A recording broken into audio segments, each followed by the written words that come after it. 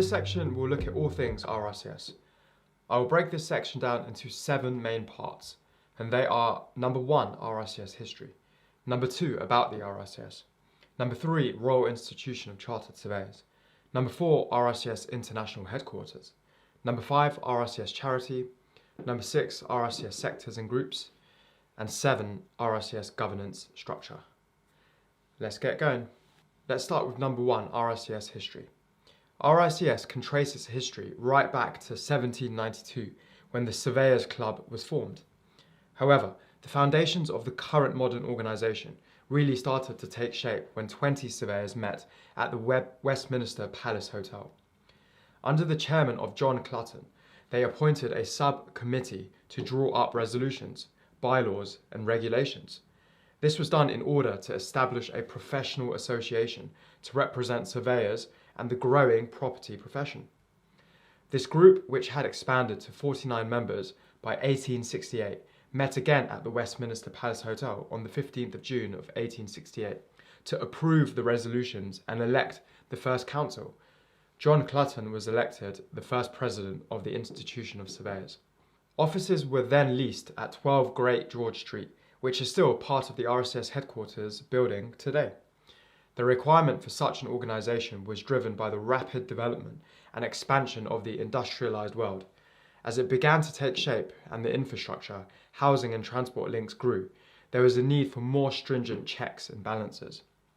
RICS members have worked for more than 140 years to ensure that, whilst unlocking the inherent value held within the world's physical assets and developing its potential, we don't spoil the planet for the future generations. Even in parts of the world where the term chartered surveyor means very little, the high standards of RICS members speak volumes. They are viewed by major financial institutions and world governments as the gold standard when it comes to professional regulation. Number 2, about the RICS. As a globally recognised professional body, everything RICS do is designed to effect positive change in the built and natural environments. Through RICS respected global standards, leading professional progression and RICS trusted data and insight, the RICS promote and enforce the highest professional standards in the development and management of land, real estate, construction and infrastructure. RICS work with others, provides a foundation for confident markets, pioneers better places to live and work, and is a force for positive social impact. With over 134,000 qualified trainees and professionals, and offices in every significant financial market, the RICS are ideally placed to influence policy and embed RICS standards within local marketplaces in order to protect consumers and businesses. In doing so, the RICS can innovate and progress the development of spaces and places so they are fit for future generations, in addition to the challenges faced in the present. The work of RICS professionals is hugely varied and shapes our world. Number 3, Royal Institution of Chartered Surveyors. So RICS is incorporated by the Royal Charter, which sets out RICS objectives. The RICS Royal Charter is required to promote the usefulness of the profession for the advantage of the UK public and in other parts of the world.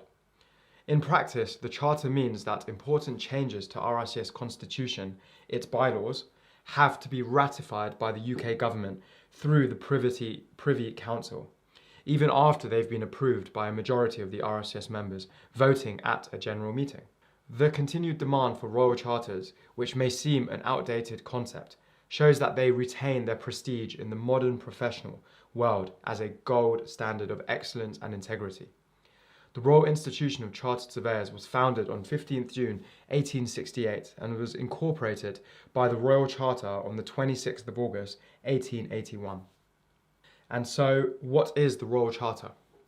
The Royal Charter was awarded in 1881 by Queen Victoria for one main reason: to maintain and promote usefulness of the profession for public advantage. And the RICS have their own motto, Est modus in rebus, which means there is a measure in all things, as you can see in image 1. Okay, and a few additional points. The RICS are in 146 countries. and there are approximately over 134,000 members. Alright, let's move on and have a look at what the RICS is. RICS stands for the Royal Institution of Chartered Surveyors.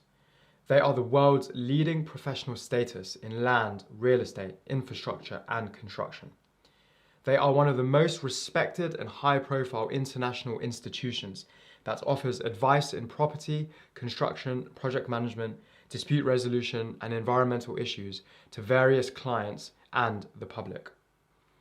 And what is the role of the RICS, you may be asking? So, the RICS has 4 main roles. Number 1, regulate and promote the profession. Number 2, maintain the highest educational and professional standards. Number 3, protect clients and consumers through a strict code of ethics and professional standards. And number 4, provide impartial advice, analysis and guidance. Next up, we have part 4, RICS International Headquarters. And the historic head office building is on Parliament Square in the heart of London and has been the RICS home since 1868. The exact address is 12 Great George Street, Parliament Square, London.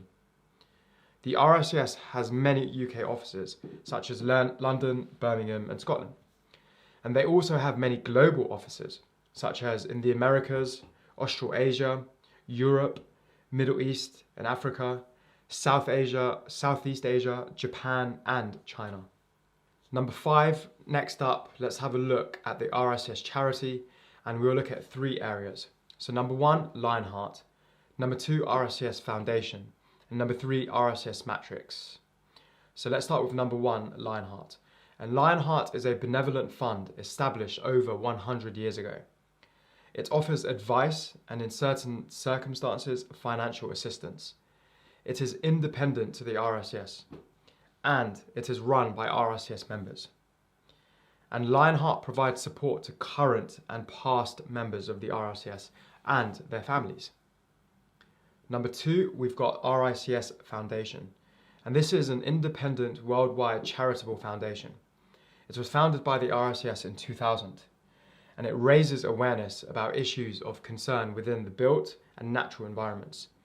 And it supports and promotes research and disseminates the results to the industry. Number 3, RICS Matrix. And this is the division of the RICS. It is dedicated to student trainee surveyors and chartered surveyors under 35 or less than 10 years experience. It provides program of charity and networking events and promotes seminars and lectures. Next up, we have section 6, RICS sectors and groups. So there are 4 market sectors covered by RICS, and they are land, real estate, construction, and infrastructure. And in those 4 market sectors, the RICS have many professional groups, such as building control, building surveying, commercial property, dispute resolution, environment and resources, facilities management, geomatics, machinery and business assets, management consultancy, minerals and waste management, RICS mental health, planning and development, personal property and arts and antiques, project management, quantity surveying and construction, residential property, rural and valuation. And each professional group has duties.